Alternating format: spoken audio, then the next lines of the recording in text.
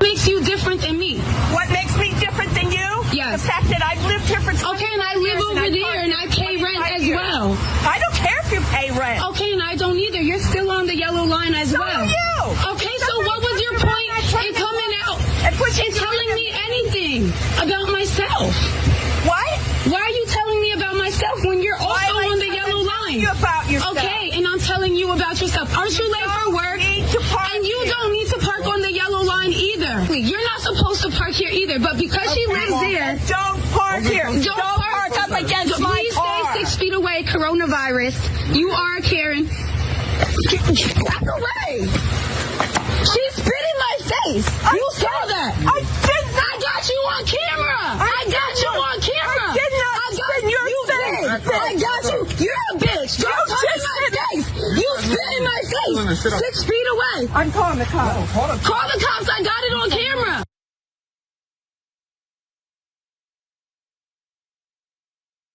Put up the picture for a mask.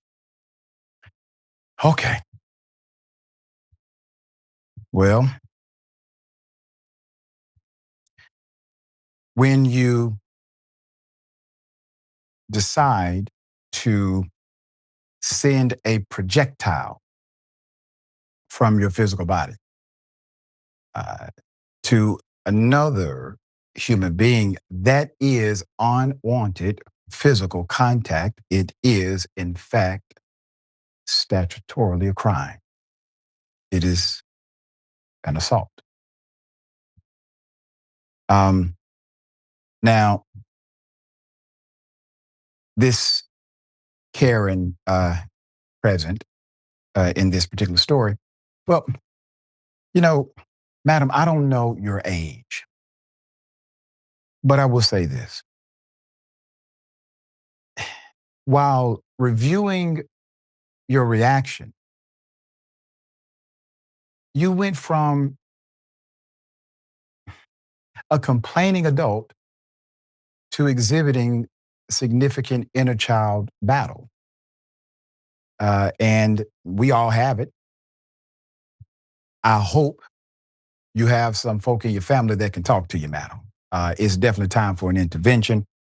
When you do things like this, not only do you harm yourself and whatever issues you need to get over and need to face, like we all do, you also run the risk of creating an unimaginable situation for the individual on the other side of this, because people misinterpret things all the time.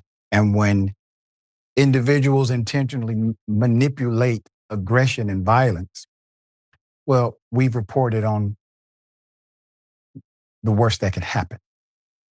All right. So once again, this is for your public service announcement, madam. This is a mirror, and hopefully somebody would have a talk with you. All right.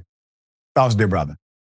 Yeah, I mean, I think you said it best with the inner child thing. I mean, I am a fan of a field called archetypal psychology, which holds that, you know, we all have, as you were saying, these kinds of personalities that can suddenly come out of us at the drop of a hat, especially when something happens that disturbs our normal mode of being. And yeah, I mean, when something like this happens, it is really easy for anyone to fall into this really immature, and sometimes you need that kind of, mentality. You need the inner child in certain situations. But these Karens, man, I mean, they fall into it very easily. And it also is like, you can tell in the repetition of what they're saying when they're getting into an argument with someone, they're not themselves. Maybe they need a Snickers, I don't know, but like there's something that happens where they can't really have any kind of rational conversation anymore.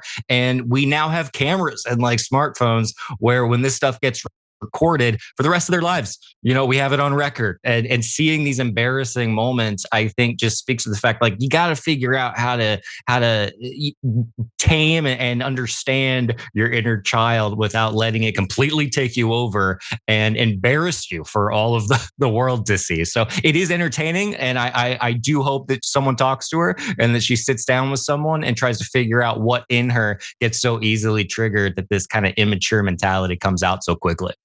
Yep. Well said, dear brother. And I will add to this. I add this to it. The inner child is typically alone and afraid if not shown love. And that's it. Just wants to know that you love yourself, your inner child.